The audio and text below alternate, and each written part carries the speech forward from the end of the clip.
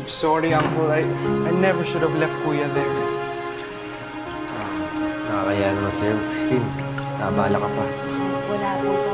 Magpahinga na po kayo. Ako na po bahala dito.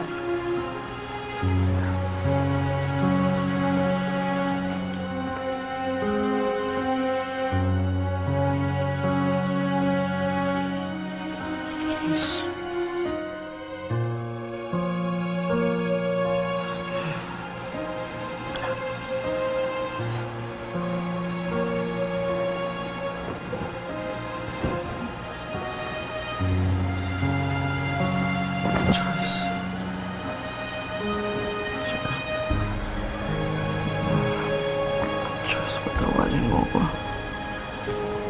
Alam mo naman na mahal na mahal kita. Pero may nakilala na ako iba. Si Christine. Wala sa plano ko.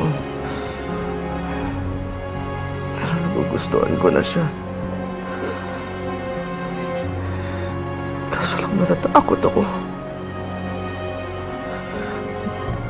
Natatakot akong mahalin siya tulad ng pagmamahal ko sa iyo.